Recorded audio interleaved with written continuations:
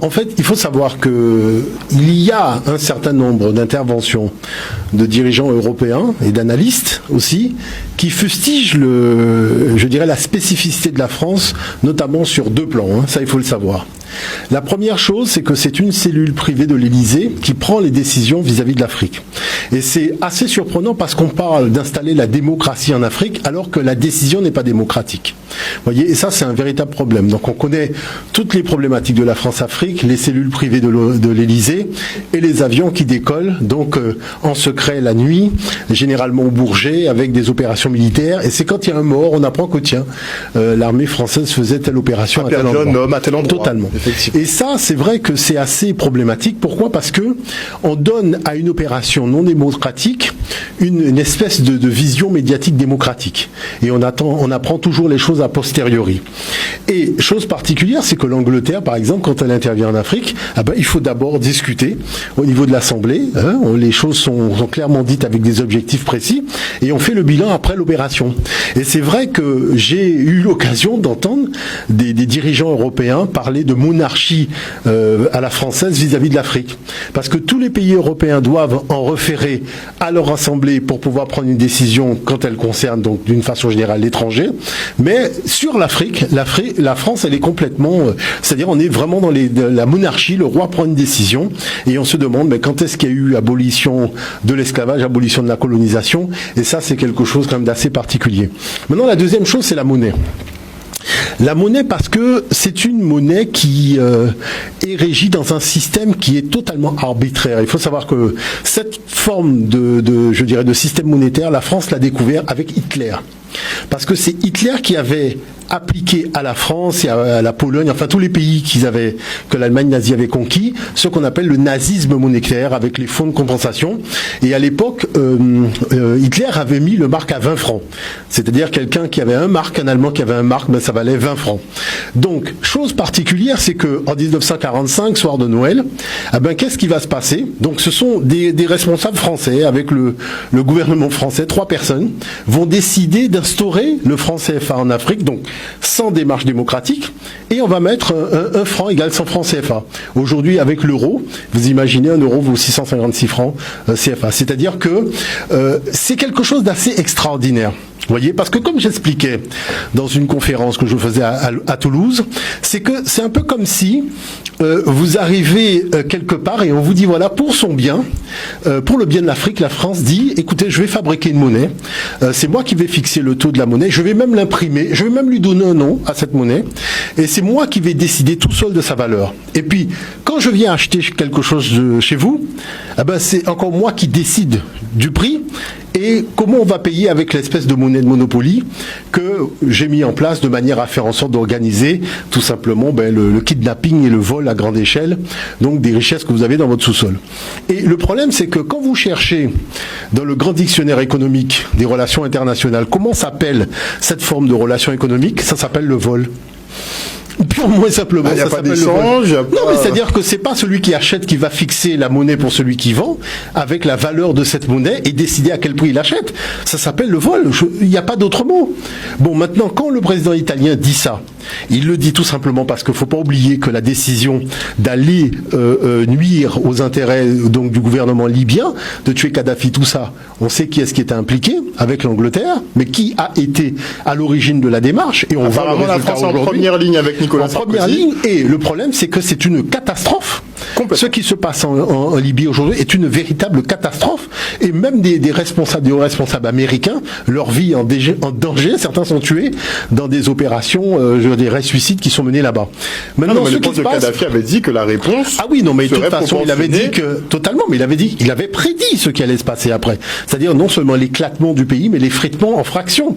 Et on voit que c'est ce qui se passe. Bon, maintenant le problème, c'est que compte tenu du fait que il y a eu un appauvrissement des pays africains régis dans la zone franc CFA. On n'a pas développé une industrie qui permettait de garder les gens chez eux pour tout simplement leur permettre de se faire un avenir professionnel sur place.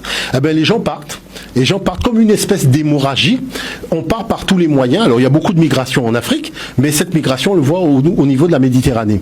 Et la chose, c'est que la France, qui est responsable de la situation, on ne va pas se leurrer, la France qui est responsable de la situation veut partager, la responsabilité avec des pays qui n'ont rien à voir avec ça.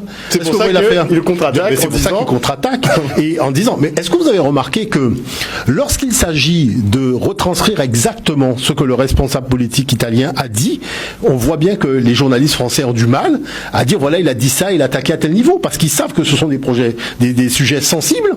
Ils savent qu'il y a une fronde au niveau de la jeunesse africaine sur le plan panafricain, pas simplement en Afrique, mais sur le plan mondial, sur le problème du franc CFA, et qu'il est temps que ça cesse. C'est-à-dire que franchement, cette monnaie-là, il faut y mettre un terme, parce que c'est une monnaie coloniale, c'est une monnaie qui nuit aux intérêts de l'Afrique. Et pour vous expliquer quelque chose, c'est que quand l'Afrique vend quelque chose à un pays étranger, la monnaie est directement, c'est-à-dire le flux financier de la transaction va directement sur le compte donc du Trésor français, qui va régir donc à la fois la conversion de la monnaie et ensuite garder une partie de la somme, donc 50% du montant de la transaction, donc après la conversion de monnaie, et ce n'est que finalement 40% que l'Afrique aura. On avait justement ces révélations qui venaient de journaux allemands qui disaient que la France justement percevait à peu près 400 milliards d'intérêts sur l'Afrique par an. Ah oui, parce qu'avec les comptes de compensation, c'est des milliards qui sont là-bas.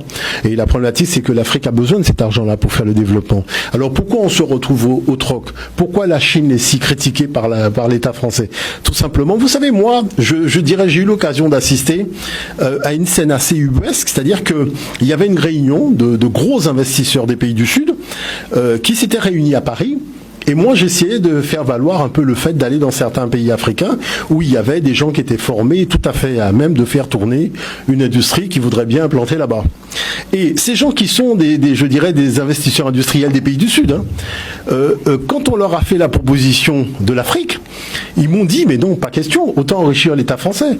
Parce que vous savez bien qu'avec le problème du franc CFA, autant aller investir cette usine en France et ne même pas parler de l'Afrique. Et c'est là que vous voyez que des intérêts, je dirais, industriels qui voudraient se développer au niveau de l'Afrique, se disent, oula, il faut surtout pas y aller parce que ça équivaut à faire une industrie française. Ou bien ils choisissent l'option de prendre des anciennes colonies, par exemple anglaises. Oui, c'est-à-dire qu'elles se développent beaucoup plus vite. C'est-à-dire qu'on s'aperçoit bien qu'il y a une énorme différence entre les anciennes colonies anglophones, les anciennes colonies francophones, mais il y a aussi les lusophones. Quand vous voyez l'Angola, ce qui se passe avec, je dirais, cette manne pétrolière qui permet de se développer, et il y a une chose quand même qui est assez symptomatique, c'est que chaque fois qu'il y a des élections à problème, c'est dans l'espace francophone. C'est-à-dire, dans l'espace francophone, il y a un problème d'élection. C'est-à-dire, les élections, c'est toujours du grand n'importe quoi. Et franchement, c'est-à-dire que on voit bien que ce grand n'importe quoi là vient bien de quelqu'un, de quelque part. En tout cas, on voit que là-dessus, vous avez une espèce d'élite qui n'est pas si nombreuse que ça, mais qui a décidé que l'Afrique c'est son porte-monnaie. Vous voyez, c'est-à-dire c'est son petit porte-monnaie privé, c'est un jeu à la Benalla, on n'a pas de compte à rendre à personne et on fait un peu ce qu'on veut. Est-ce que vous voyez ce que je veux dire par là? On est dedans. Et la chose c'est qu'il a raison de taper du pied sur la table.